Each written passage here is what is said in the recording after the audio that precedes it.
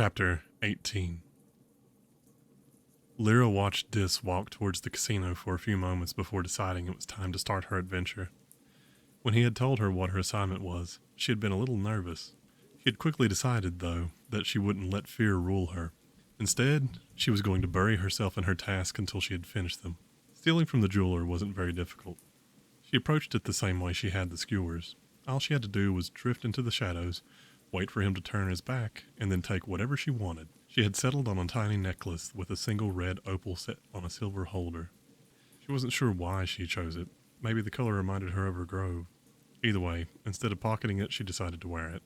With the easy task out of the way, she had to decide between pickpocketing someone or breaking into someone's home. She didn't feel quite up to breaking and entering yet, so she decided to try her hand at pickpocketing. One of the things her fights with the bear had taught her was to be quick with her hands. She had used a dagger in those fights and had learned she didn't need to hit hard to cause the damage. So, she figured she could use those same techniques to steal something off someone.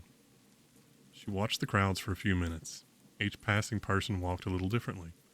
Most people she couldn't tell where they kept anything on them. They had clearly been here for a while and knew the better part of discretion. But she did start picking out a few people that would clutch at one pocket or the other at all times, even when talking to a vendor or another person. She couldn't steal from one of them. She didn't know how she could get them to move their hands, so knowing where they were keeping their money was useless. The third group of people she noticed made her start to smile. This third group of people, she guessed, were tourists, like her. They clearly wore their money pouches tied to their waist or bulging in one pocket. They seemed to have no idea how to be discreet, or simply didn't care to be. Either way, she started trying to pick her target. She settled on a young blonde man. He drew her attention because he was being boisterous. If she had to guess, she would say he had been drinking. That or he was allergic to something since his face was as red as a tomato. Either way, she started slowly making her way towards him, staying in the shadows the whole time. Once she was up close, she knew he was drunk. The scent wafted off him, starting 3 paces away. Good, she thought.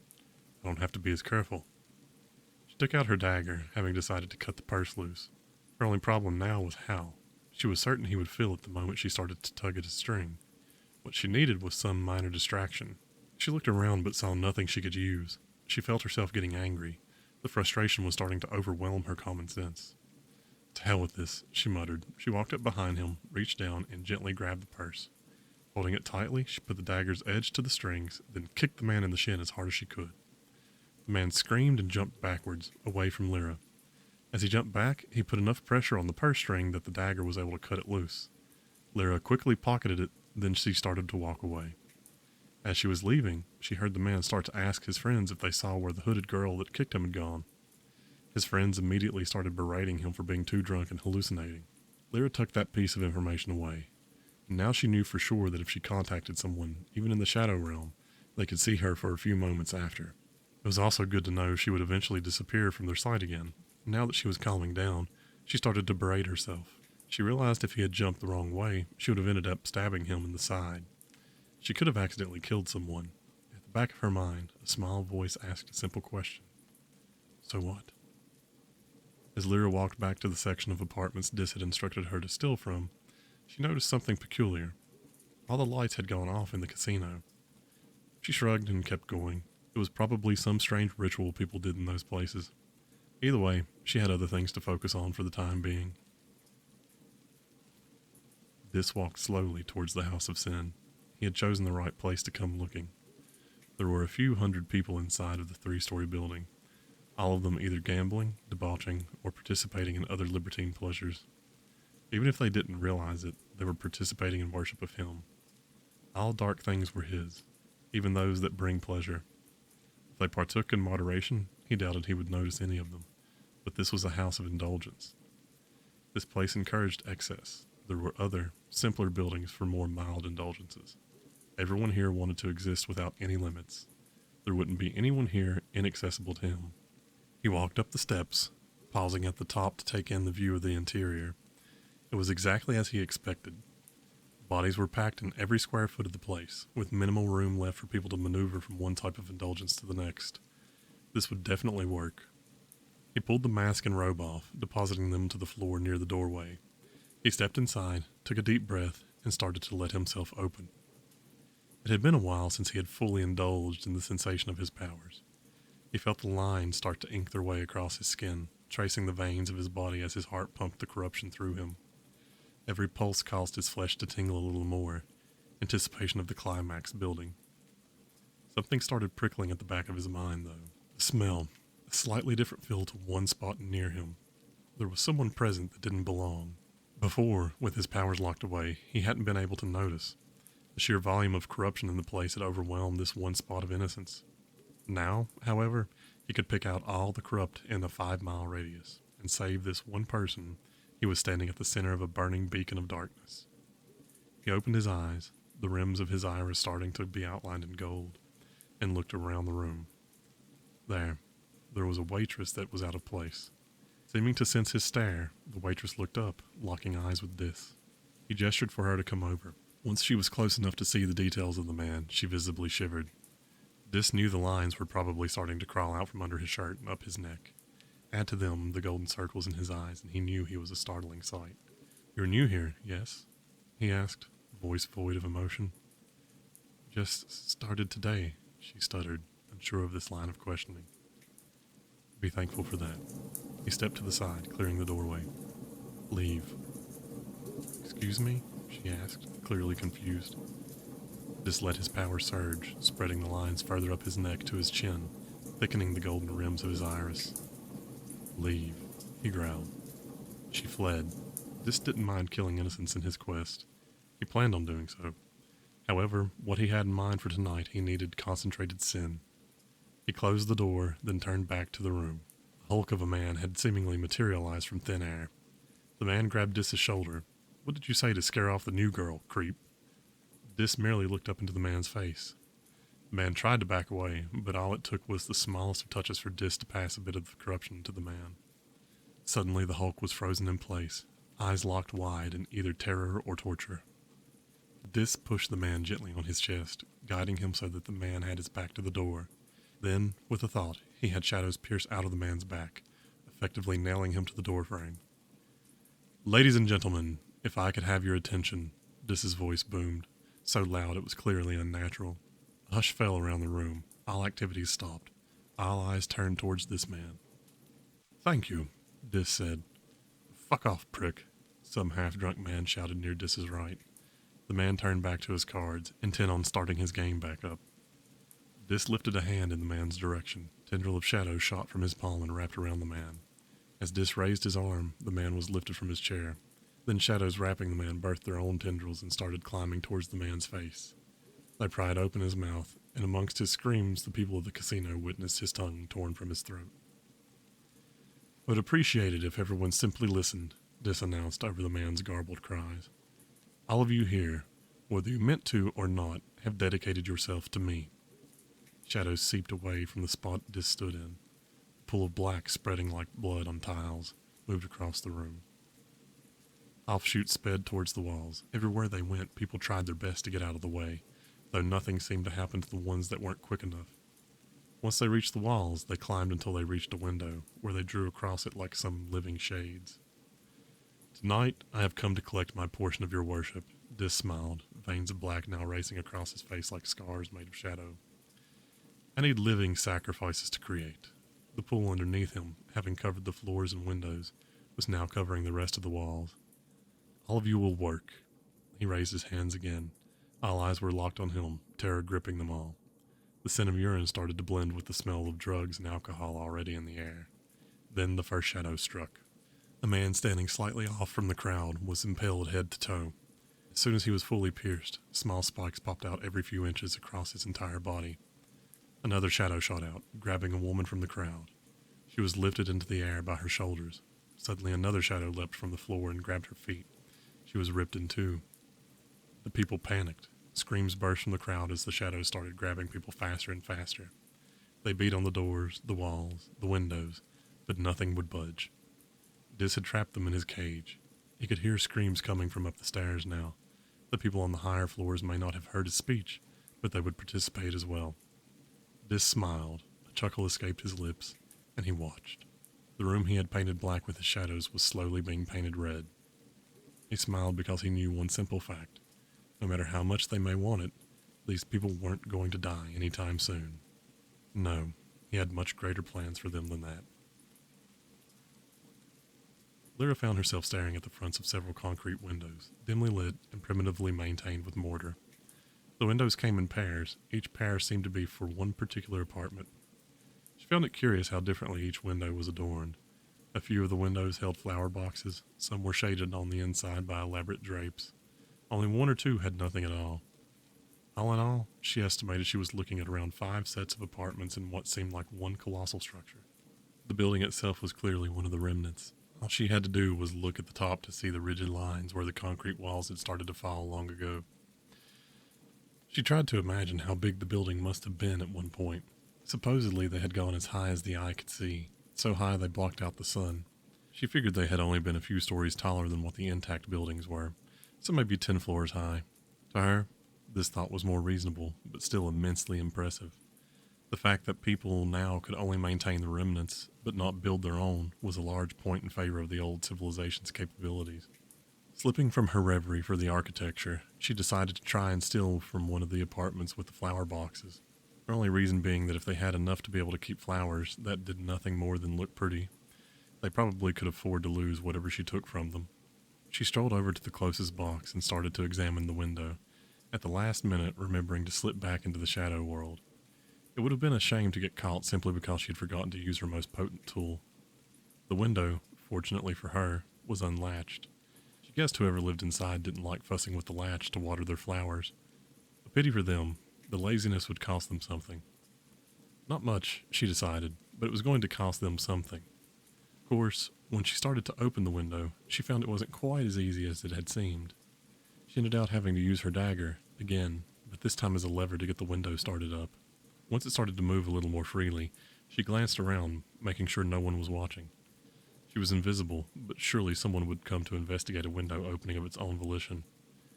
As soon as she was reasonably sure, no one in Alexandria could ever be absolutely sure they were going unseen. No one was watching. She lifted the window and deftly leapt inside. She decided to leave it slightly open, just in case she needed to make a quick exit. Lyra found herself in what was apparently a bedroom. A simple white sheet and wool blanket covered the bed, and a single pillow laid at the head. A small dresser and bedstand were the only other furniture in the room, both simple in design and utilitarian in style. The beauty in this room, though, was all over the walls. Whoever lived in the room clearly loved flowers. Across each of the 4 walls were flowers. Not simple drawings, but painstakingly detailed flowers. Large red rose blossoms, sunburst-colored daisies, petunias, gladiolas, and several other varieties of flowers she didn't even know the names of. Each one so intricately painted you could see the veins in the petals of each blossom. After a few moments, she realized she had been holding her breath in amazement. Shaking her head, she switched her focus back to reality. She started looking through the drawers of the dresser, deciding just to take the first thing of interest she found. Unfortunately, there really was nothing else to the room. The dressers held clothes that would have embarrassed even the poorest of the villagers in Headshelm. She was starting to become suspicious that whoever lived here really wasn't that well off. She decided to have a look through the other rooms. Quietly, she eased open the bedroom door, slipping her head out just enough to look around. Straight across from her was the entrance to another room. To her right, the apartment seemed to open into a bigger living space. Light flickered from the living room. Apparently she wasn't alone here. She slipped the rest of the way out of the room and peeked further into the living area. The room itself was clearly split so that it was half communal living room and half kitchen. Of course, calling half of the room a kitchen was a bit generous.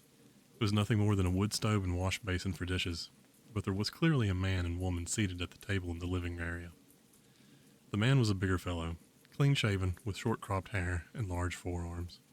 He looked strong, but somehow unhealthy, slightly flushed, sweaty, and simply picking at the food on the dish in front of him. By comparison, the woman Lyra assumed was his wife was simple but pretty. She was somewhat slender, fair-skinned, long pinned-up hair, and she was sitting with her head tilted down. She was eating, but slowly, almost as if she were unsure she should be there. Lyra got the feeling something was wrong here. She didn't linger. If they were having problems, she figured that was on them. She slipped into the room straight across from her entrance. This, she knew immediately, was the man's room. It was opulently decorated. The floors were carpeted.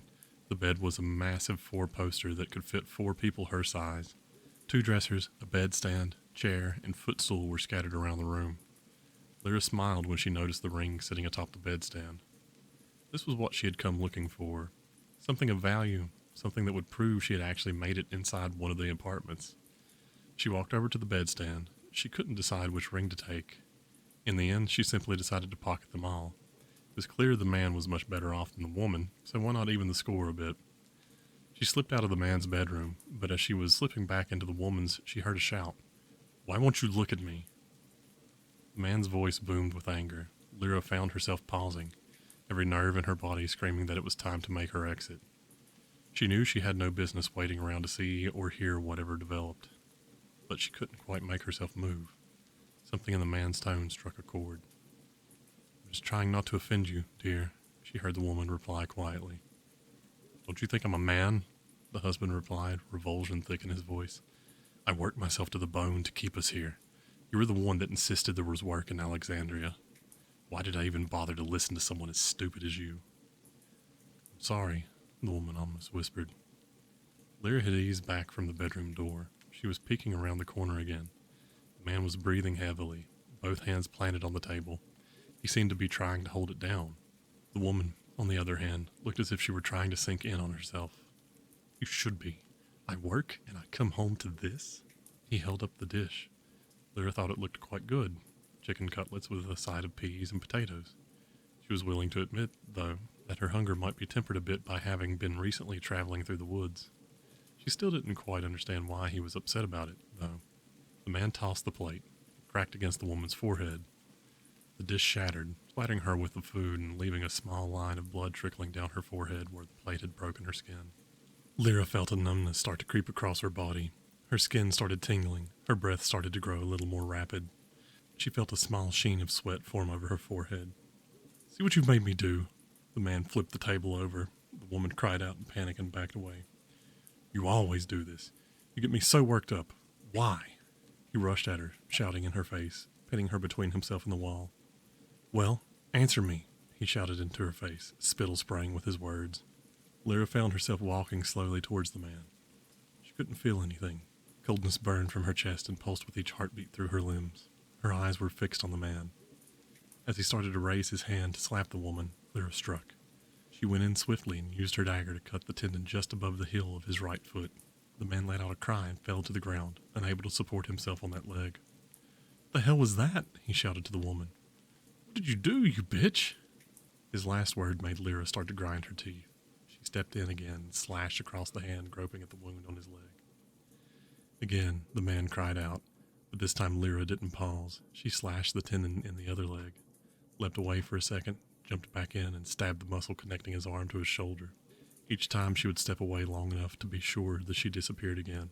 "What demon have you brought against me?" the man cried.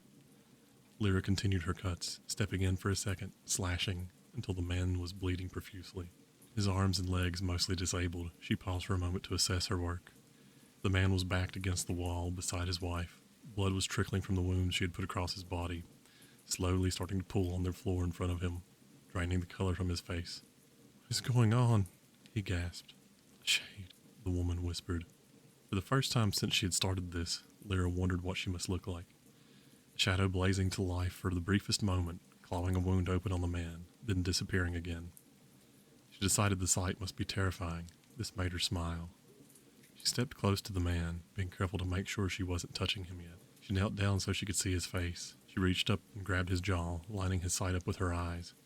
"You brought this on yourself," she hissed at him just before she jabbed the dagger up through the bottom of his jaw and into his brain.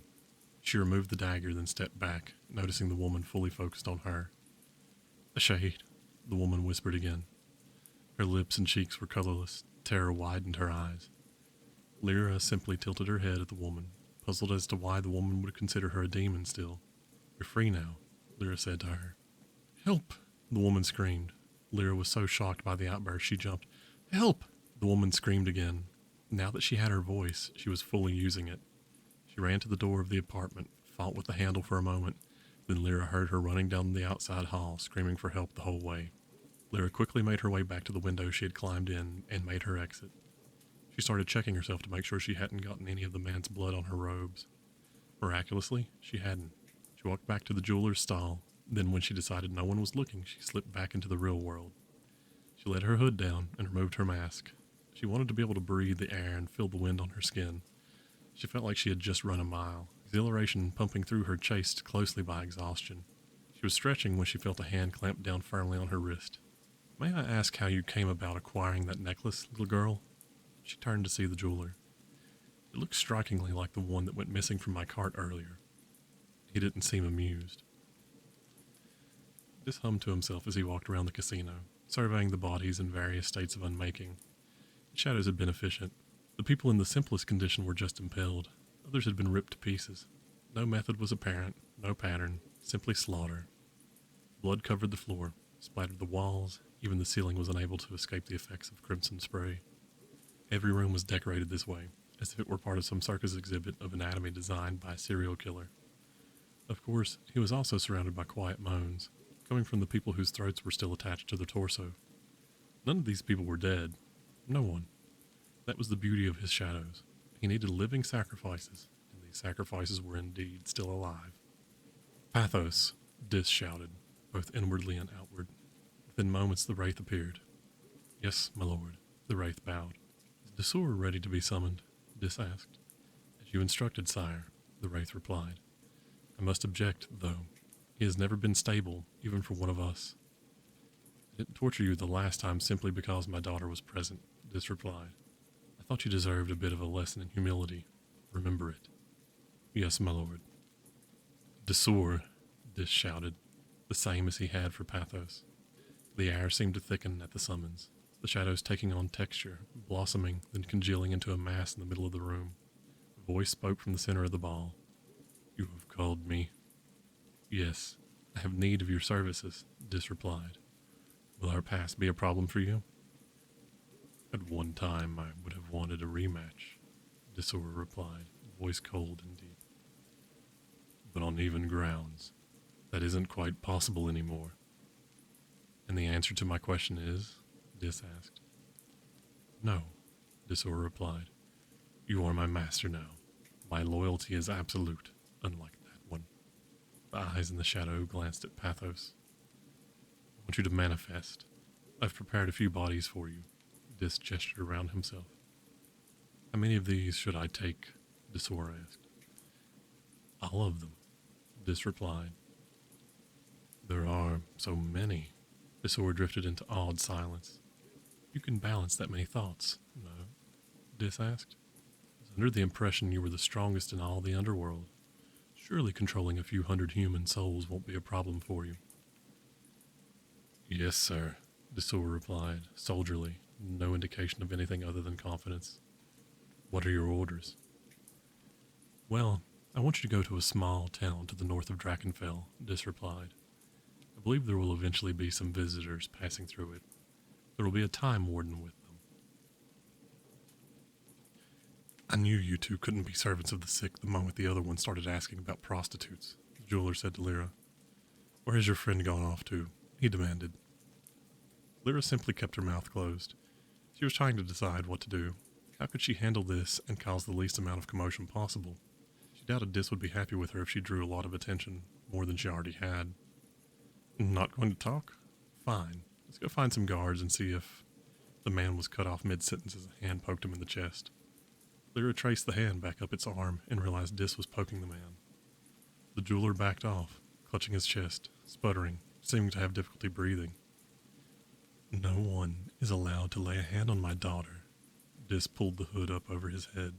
Lyra noticed dark black lines crisscrossing his face, and his eyes seemed to be ringed in gold. "Dear, do you mind helping me adjust my mask?" he asked as he leaned forward. "What have you been up to?" Lyra asked as she helped Dis put his mask on, making sure it fit in such a way that it hid all the lines on his face.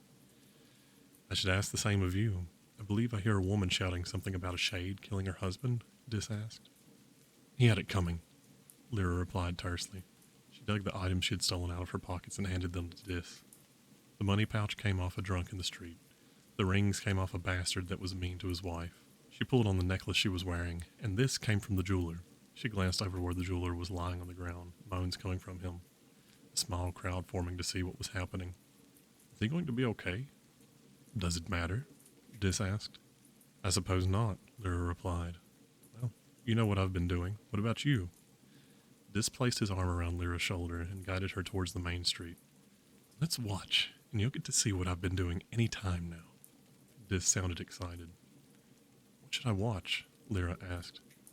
The front of the casino, Dis replied. Lyra watched and waited. She had no idea how to spot what he wanted her to see. As far as she could tell, all he had accomplished was getting the casino to close. Then the front of the building exploded outward. Suddenly the air was filled with what sounded like hundreds of dissonant screams. Through the dust and debris, she could see something massive writhing up into the air from the front of the building. The thing looked almost like a worm, but something about it was wrong. The screams grew louder as it cleared more of the building. The thing kept arching upward until it was blotting out the sight of the moon. Its sheer size was awe-inspiring. Then Lyra realized what was wrong with the thing.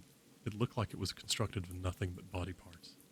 Its body writhed and seethed with the motion as flesh pulsed and shifted around. Faces dotted all along its body, each mouth opened in a perpetual scream. Then the beast started to fall back towards the ground. Its head struck first, the point burying itself into the dirt. The ground shook, the people in the street panicked.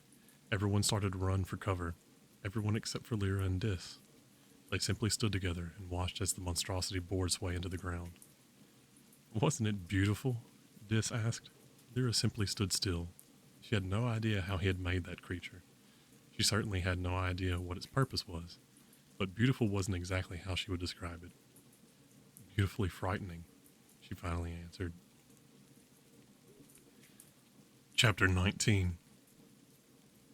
The fire was racing beside them, the runners barely keeping ahead of the smoke. Cyrus's legs and lungs were both burning, feeling the strain of carrying Sarah.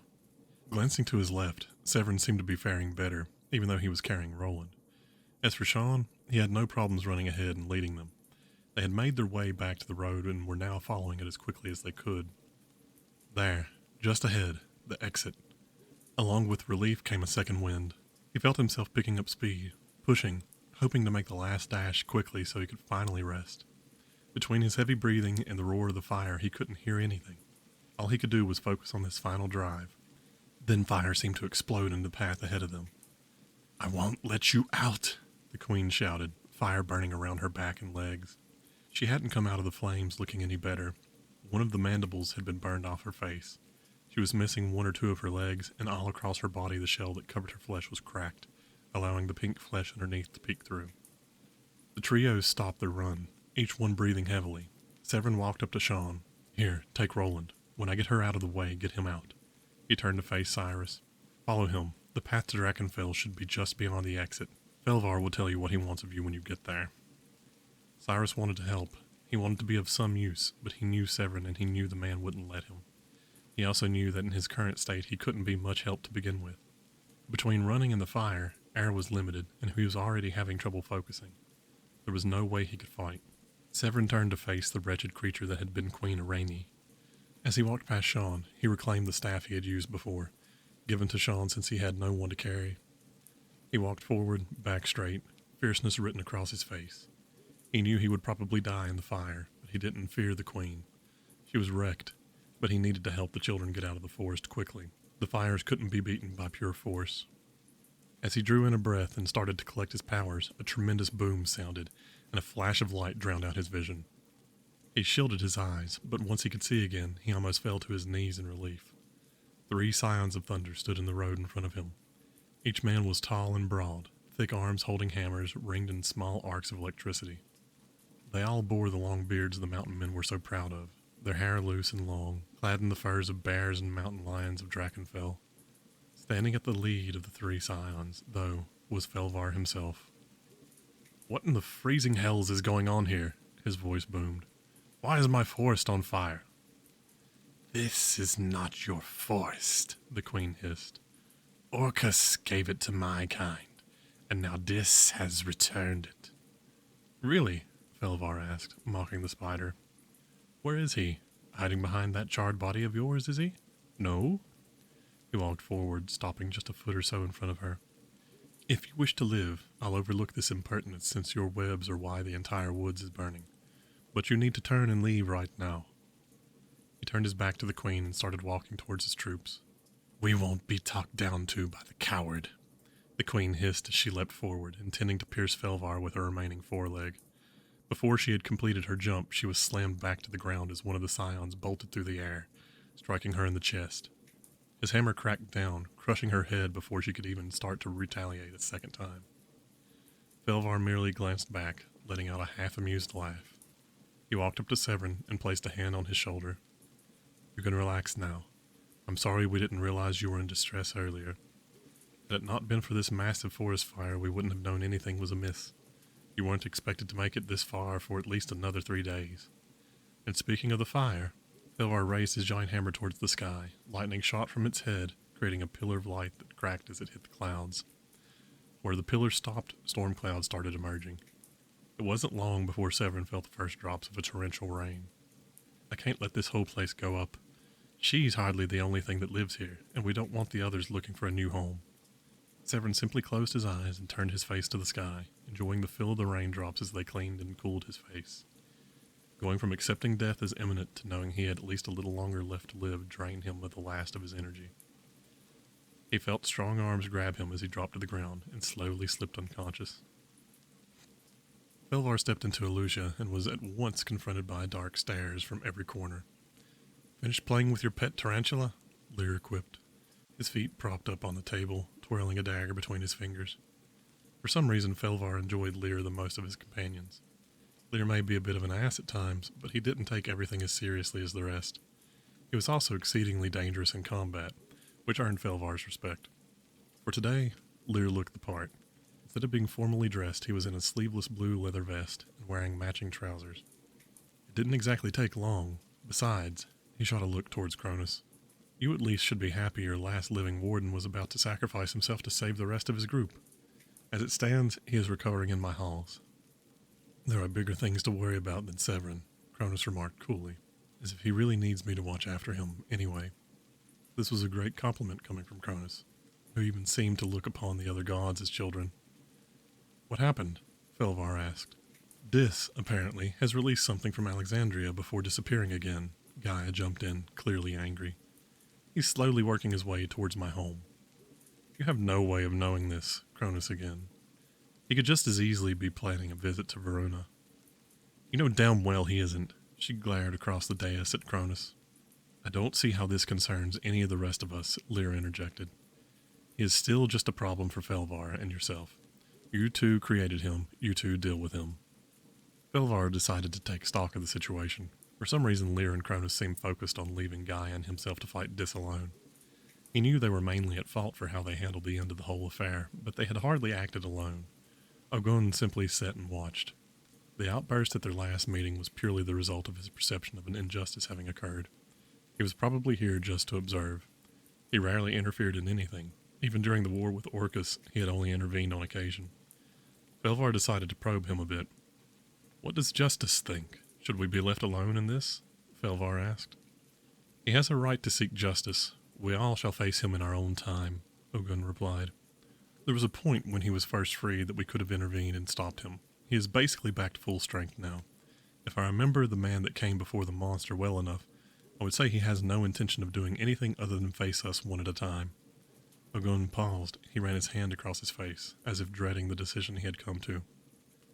"I'm not going to interfere, for any of you." He looked around the table, taking in each of the other gods. "When he comes for me, I will have my Justicars ready to face his horde, and I will face him one-on-one. Your joke, Lyr, got me thinking, and I decided you were right, even if you weren't serious. I'm done playing this game with all of you. We didn't give him justice the last time. I can at least choose to make it available this time." He stood, turned, and left through the portal behind him, back to his volcanic island. "Well," Lyr quipped. "Is it a little dramatic? I thought you were the drama queen," he asked Felvar. Felvar gave him a crooked smile. "Only when you weren't around." He turned to face Gaia. "The group we recruited in Hedshelm are resting. Once I have had the opportunity to train my new scion a bit, I will send them north. We have one surprise still hidden that we might wield against him." He turned back to Cronus. "After this is finished, we're going to have a few words." He stood and started to walk back to the portal, pausing just before he walked through. He turned back to the remaining gods. "Lyr, I have always liked you. Don't follow your brother's shadow just because you always have before. I have seen you fight. There is honor in you no matter what you say. He turned and left. I guess he is the queen after all, Lear said half-heartedly. Gaia looked from Lear to Cronus and finally to Maitreya. You all know I cannot fight on my own. Help me, please. Lear let his feet drop off the table and sat up. He had never seen Gaia, in 4,000 years, actually show some humility. He was just about to speak when his brother answered her. You are more responsible for this than anyone else. You were the one that hatched this plan, cunning creature that you are, and look where it has gotten you. Look what the unnecessary extra flair that you threw into this prison has cost you, Cronus said, his voice cold. True, you know nothing about combat, but you are the cleverest and the cruelest strategist of all of us. You brought yourself here. Figure out how to crawl back out. Lear looked at his brother, really looked at him. Cronus was his real brother, not just through divinity. This was exactly as he had always been, cold, calculating, and most of all misleading. He knew his brother had some sort of grand plan, but he was starting to believe it might involve allowing the other gods to die off one by one. Lear was the god of assassins, but assassins have honor, they have pride, and leaving someone defenseless to be slaughtered by a maniac didn't sit well with him. Still, he couldn't bring himself to disagree openly with his brother. Fine, Gaia said, dejection slumping her countenance. She straightened her back, stood up, and raised her shoulder. Fine, she said, more firmly this time. I will remember this, she said as she turned heel and stormed through her portal. Cronus strode over to Lear, placing a hand on his shoulder as he spoke warmly to his brother. Remember, believe in me. He squeezed gently before walking off, going back to his dark little tower on his dark island, to watch who knew what. Lear, not for the first time, wondered exactly what his brother was planning. Severin woke with a start. His head was spinning. He struggled to get to his feet as the room wavered before him. Once he had his feet firmly beneath him, everything started to slow down. He was able to assess the situation. The room he was in was very well adorned. The bed was massive and outfitted with fine sheets. The walls were clean and made of stone. There was a hearth as well as a bedstand and a chest of drawers. The last few moments before he passed out came back to him, and he realized he must be in some room within Felvar's home. As he started to calm down, he realized someone had changed his clothes. Instead of his worn and rugged leathers, he was now draped in a fine silk robe. He didn't mind that someone had seen him nude, but he was a little irritated that his leathers were nowhere in sight. He checked the drawers as well as the bedstand. Wherever they had ended up, they were not in this room. He laid his hand on the doorknob to find someone to ask, but as he did so, he felt it start to turn. Taking a step back, he waited for his visitor to enter. A large woman, exceptionally tall and broad, jumped when the door opened and she saw someone waiting. You startled me. You shouldn't be out of bed yet, she scolded, putting a hand on Severin's shoulder and starting to force him back towards the bed. It was a testament to her build that she was being successful. Where are all my clothes? Severin managed to ask as she corralled him towards the bed. They've been thrown out, the broad blonde behemoth answered. Old and damaged beyond repair. New travel armor is being made for you. Severin let out a small sigh of relief. He didn't relish the idea of breaking in new gear, but it was better than being left with nothing but these silks. What about my companions? He asked. Training. You've been out for 3 days. She was busying herself cleaning around the furniture, dusting apparently. She paused and looked at Severin as if waiting for something. Severin took stock of himself. As far as he was aware, nothing indecent was showing, nor was he getting out of hand. Then a simple thought occurred to him. Pardon my rudeness. May I ask your name? I am called Severin. He held out his hand. The woman smiled and crushed his hand in an iron grip. Helga, and no apology needed. She nodded her head, making an end of that line of thought. If you wish to check on them, take a right as you leave the room. You'll come out near enough the training grounds that you shouldn't have too hard a time of finding them. She walked over to him and gripped his neck with one hand, prodding his chest with the other. But first you will let me do what I came for and inspect your injuries. Severin sighed. He hadn't been embarrassed being stripped while he was asleep, but being awake during an examination by a woman would be a new challenge. After his examination, and finding a pair of trousers and a shirt, Severin started to make his way towards the training grounds. He was anxious to see how his students were faring under the tutelage of experienced instructors. He knew he had helped them, but he had never had the knack for instruction. His superiors had said he was too harsh. Just as he was getting ready to leave the hallway, he caught sight of something to his right. His instincts kicked in and he lunged, grabbing the Shadow Walker before he had time to run. Sean, Severin said, well, I knew there had to be a reason you were able to catch up to us. He let the boy go, backing off just enough to put some space between them. I'd rather not talk about it. Sean started to turn and leave. You're going to have to at some point. Sean paused at Severin's words. Clearly you were looking for us, and if you expect to keep our company, we will need to know why. Sean turned. That same indolent look was plastered across his face that Severin had come to know well as the boy grew. I don't answer to you. My abilities come from Lear, my task as well. All you need to know is I have been sent to join you. Sean started to storm off, but Severin wasn't going to let him off that easily. Tapping just a little of his powers, Severin slowed the time within a bubble around him. He couldn't do this over very large distances, but it made a difference in close quarters fights. He slipped ahead of Sean, tripped him, flipped him as he fell, then pinned him to the floor with a knee. He used his hands to pin Sean's hands above the boy's head. Once he felt he had everything firmly under control, he let time slip back to normal. You are still very young, so I'll warn you once, Severin said, his voice light. If you travel with me, I run the show. You have some strength, yes, but you are inexperienced, and I won't let you get any of us killed. He leaned in, dropping all hint of casualness from his demeanor. If anyone dies because of something you do, you will answer for it, but just to me. I don't care which god has sent you where, nor why. My only concern is survival for all of us. Sean relaxed his face, but his eyes kept their intensity.